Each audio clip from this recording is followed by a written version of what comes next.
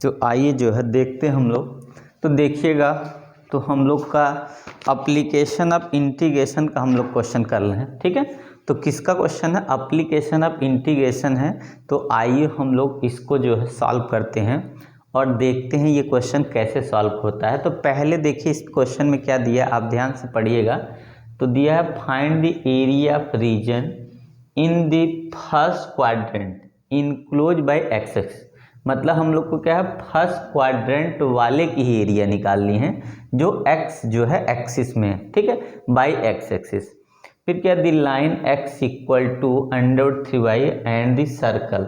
मतलब एक लाइन है जो ये है और एक सर्किल है, ठीक है, एक लाइन है एक सर्किल है। ये हमारी वैल्यू क्या, find the area of region in the first quadrant enclose by the x axis of the line and क्या है, और and the circle x square plus y square equal 4। ये हमारी वैल्यू दे रखा है, ठीक है। तो चलिए हम लोग क्या कर लेते हैं, सबसे पहले ध्यान से देखिएगा, हम लोग इसका सलूशन करने से पहले फिगर ड्रा कर लेते हैं। देखिए क्या है, अगर हम ये मान लें, जरा चेक कर ले क्वेश्चन गलत तो नहीं है, x square plus y square, ठीक है। तो हम लोग क्या करेंगे, देखिए एक्स स्क्वायर वाई स्क्वायर के लिए हम लोग क्या कर लेते हैं, देखिए ये फिगर हो गया सर्किल का, और इसमें हम लोग जानते सर्किल में होगा तो यहाँ क्या होगा, 0,4 हो जाएगा क्वाड्रेंट, और यहाँ पे हो जाएगा 4, यहाँ पे हो जाएगा कितना, 4,0 हो जाएगा, और यहाँ 0,4 हो जाएगा, ठीक है ना। ये वैल्यू हो गई इसकी, क्योंकि रेडियस है तो ये बराबर होगा। अब बचा क्या हमारे पास, x इक्वल √3y, ये वैल्यू हम लोग को निकाल लेनी है। तो सबसे पहले हम करेंगे क्या, जहाँ हम लोग की x की वैल्यू है वहीं पुट कर देंगे। तो x equal to √3y first equation मान लीजिए, और x square plus y square equal कितना 4 है, सेकेंड इक्वेशन है। तो x की जगह हम यहाँ वैल्यू रखेंगे, तो √3 का होल स्क्वायर यहाँ हो जाएगा, और plus y square equal to 4 हो गया। इसका स्क्वायर करेंगे तो आपका 3y स्क्वायर और प्लस यहाँ वाई स्क्वायर इक्वल टू 4 आ गया। तो 4y स्क्वायर इक्वल टू कितना हो गया, 4 हो गया। 4 से 4 काटेंगे तो y स्क्वायर इक्वल टू कितना हो गया, 1 हो गया। तो y की वैल्यू आपकी प्लस माइनस 1 मिल जाएगी, ठीक है। किसकी, y की। तो x की वैल्यू हम इसमें रखेंगे, तो x की वैल्यू कितनी होगी, तो इसकी भी प्लस माइनस कितनी होगी, √3 हो जाएगी, ठीक है। इसका मतलब ये हुआ कि जो ये लाइन है जो पास हुआ है लाइन, ठीक है, वो कहाँ कट कर रहा है, x की वैल्यू जो है हमारी +3 पे कट कर रहा है, ठीक है, प्लस माइनस पे कट कर रहा है। इसका मतलब है कितने पे कट कर रहा है, तो x की वैल्यू जो है प्लस माइनस पे, x की वैल्यू 1 है और y की वैल्यू आपकी कितनी है, और x की वैल्यू पहले हमने क्या करता है, x की वैल्यू 0 रख देंगे तो y की वैल्यू 0 हो गया। तो ये ऐसे पास करेगा, 0 0 से पास करेगा, ठीक है, इस तरीके से सेंटर से पास कर रहा है। तो ये लाइन है इक्वेशन, ये इक्वेशन की लाइन है, ठीक है ना। तो यहाँ से कट कहाँ किया, यहाँ पे किया, यहाँ पे इसकी वैल्यू है। तो कितनी है इसकी वैल्यू, तो हम लोग देखें कि x की वैल्यू हमारी क्या है, जब x की वैल्यू √3 है, मतलब √3, तो y की वैल्यू कितनी है, 1 है, ठीक है ना। x की वैल्यू कितनी, 1 है। देखिए x की वैल्यू √3 है तो y की वैल्यू 1 है, तो ये क्वाड्रेंट मिल गया। अब हम लोग को करना क्या है, फर्स्ट क्वाड्रेंट में वैल्यू निकालनी है। तो देखिए हम लोग क्या करेंगे, अगर हम क्या करें, यहाँ से एक एरिया आ जाएगा, दूसरी एरिया ये आ जाएगा।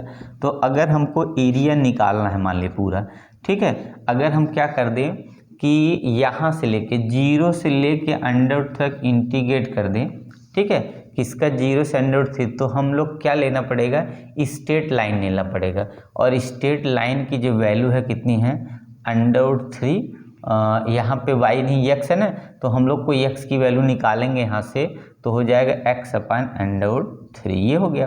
फिर उसके बाद प्लस कर देना है, यहाँ पे लिखना है dx, और यहाँ पे लिखना है कितना, 0 से, यहाँ से देखिए यहाँ √3 से और कहाँ तक जाएंगे, 0 तक। देखिए 0 कह रहे हैं, √3 से लेकर कहाँ तक चले जाएंगे, 4 तक। यहाँ √3 से लेके कहाँ तक चले जाएंगे, 1 मिनट, 4 नहीं, यहाँ पे 2 है, यहाँ गलत लिखा गया, यहाँ 2 होगा, स्क्वायर करने पर ना यहाँ 2, तो यहाँ कितने पे आ जाएगा, ये 2 पे आ जाएगा।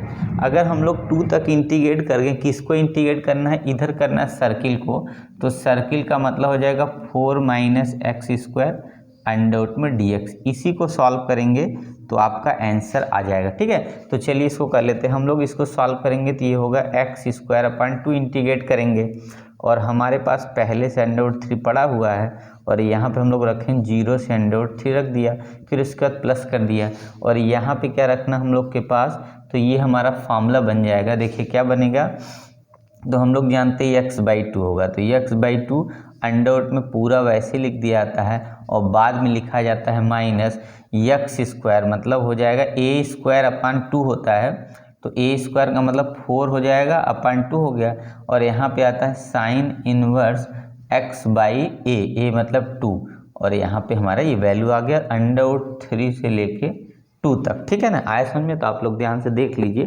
आपको समझ में आया कि नहीं। अब इसके बाद हम लोग को सिर्फ क्या करनी है, लिमिट रखनी है। तो देखिए अगर लिमिट रखते हैं तो हम लोग का आंसर सॉल्व हो जाएगा। ठीक है, तो देखिएगा, तो ठीक है ना, दिख रहा है ना, तो यहाँ पे जो है यहाँ माइनस नहीं होता है, यहाँ प्लस होता है। ठीक है ना, तो आइए वैल्यू रख लेते हैं जल्दी जल्दी। तो यहाँ से हमारी वैल्यू देखिए, इसका स्क्वायर जब करेंगे यहाँ पे रख के √3 का, ये 0, तो जो x का स्क्वायर जब करेंगे रख के ना, तो आपका होगा 3, और यहाँ पे हो जाएगा √3, और यहाँ पे 2 √3 ऐसे रहेगा, फिर प्लस। अब इस इधर रख दीजिए इसमें, तो इसमें जब हम लोग अपर लिमिट रखेंगे यहाँ पे देखिए, जब यहाँ रखेंगे 2 का स्क्वायर 4 होगा, ये पूरा कट जाएगा, 0 हो जाएगा। ठीक, अब बच्चा यहाँ रखिए, यहाँ 2 रखेंगे तो 1 आएगा, और 1 का मतलब tan इनवर्स होता है ना, tan इनवर्स x/2 होता है, तो यहाँ जब 2 रखेंगे 1 किसकी वैल्यू होती है, तो हम लोग के 90 की वैल्यू होती है। 90 मतलब हो जाएगा, तो 4/2 इंटू हो जाएगा हमारा कितना, 90 है ना, तो π/4 लिखेंगे, नहीं π/2 लिख दिया, इतना ये हो गया। उसके बाद माइनस करेंगे, देखिए माइनस जब करेंगे, जब माइनस करेंगे तो हम लोग को लोअर लिमिट रखनी होगी, तो जब यहाँ रखेंगे तो √3/2 हो जाएगा, और इसके अंदर जब रखेंगे 4 माइनस √3 का स्क्वायर करेंगे तो 3 हो जाएगा, फिर उसके बाद यहाँ पे माइनस हो जाएगा, प्लस की जगह माइनस हो जाएगा, 4/2 तो रहेगा ही। इसके बाद यहाँ जब रखें √3/2 किसकी वैल्यू होती है, तो हम लोग जानते हैं √3 60 की वैल्यू, 60 का मतलब π/ कितना हो जाएगा आपका 3 हो जाएगा। इसको सॉल्व कर लीजिए बस। अब a इक्वल हो गया कितना, इसको अगर हम काटेंगे तो √3/2 हो जाएगा। ठीक, और यहाँ पे प्लस है, इसको हम लोग क्या करेंगे, तो इसको अगर हम काट देंगे 4 तो आप देख रहे हैं पाई बच गया आपका, और इसको थोड़ा सॉल्व कर लेते हैं, यहाँ से इसको काट देंगे तो 2 माइनस 2π/3 बच गया हमारे पास।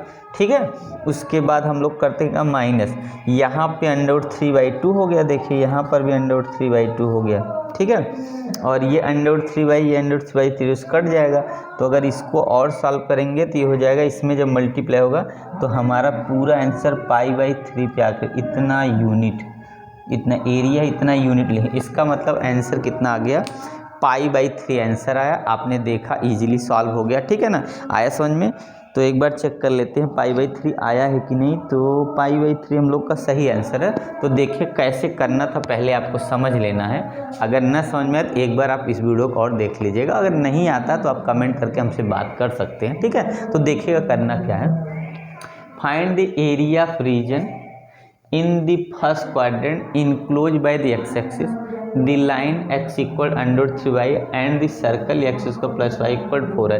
ये सर्किल है, सर्किल जब ड्रा करेंगे तो यहाँ पे हम लोग जानते हैं स्टैंडर्ड फॉर्मूला होता है x square plus y square equal to r square, r radius होता है। तो जब 2 का स्क्वायर करेंगे तो यहाँ पे ये 2 और यहाँ पे होगा, यहाँ तो 2 to 0 0 to 2 हो जाएगा। ठीक है, उसके बाद क्या करना है, हम लोग को इन दोनों इक्वेशन को सॉल्व कर लेना है। जब सॉल्व करेंगे तो x की वैल्यू आपकी आ गई प्लस माइनस √3, y की वैल्यू प्लस माइनस। इसका मतलब ये हुआ कि ये जो स्ट्रेट लाइन है कहाँ कट किया है, 0 से स्टार्ट किया, x की वैल्यू 0 रखे तो y 0, ओरिजिन से पास करेगा तो यहाँ कट करेगा। तो यहाँ का जो कोऑर्डिनेट है वो हमारा, यहाँ तो नहीं, यहाँ का जो कोऑर्डिनेट है वो कितना होगा, √3, 1 हो जाएगा, और यहाँ का जो होगा -√3, काम -1 ऐसे होगा। तो जब इसका कोऑर्डिनेट हम लोग को क्या करना है, ये जो स्ट्रेट लाइन है 0 से लेकर √3 तक इंटीग्रेट करेंगे और जो सर्किल है उसको √3 से लेकर 2 तक इंटीग्रेट करके ऐड कर देंगे तो हम लोग का पूरा जो है आंसर आ जाएगा। अब इसको इंटीग्रेट करना तो हम लोग की वैल्यू x = तो y हम लोग निकालेंगे यस के फॉर्म में आना चाहिए, क्योंकि जो कोऑर्डिनेट पे हम लेंगे, ऐसे x कोऑर्डिनेट लेंगे तो जो फंक्शन y के टर्म में करके y जब निकालेंगे तो x टर्म में आएगा, तो y जब यहाँ से निकालेंगे तो ये आ जाएगा कितना x/√3, ये देखिए। फिर उसके बाद हम लोग ऐसे यहाँ पर जब y² निकाल लेंगे तो ये 4 - x² अंडर ले लेंगे तो यहाँ से हट जाएगा। तो हम लोग क्या करेंगे, x के y के टर्म में रखेंगे तभी y की वैल्यू रखेंगे तो x के टर्म में आ जाएगा। तो y की वैल्यू रखेंगे और यहाँ पे इंटीग्रेशन dx लिखेंगे, तो इंटीग्रेशन dx x के रिस्पेक्ट में होगा और y की वैल्यू रखेंगे तो x के टर्म में आ जाएगा। उसके बाद इंटीग्रेट करते चले जाएंगे तो देख रहे हैं π/3 आपका आंसर आ गया। ठीक है, तो आपको समझ में आ गया, कोई दिक्कत नहीं, ठीक है ना, आया समझ में। तो चलिए आगे हम लोग लेते हैं क्वेश्चन अब।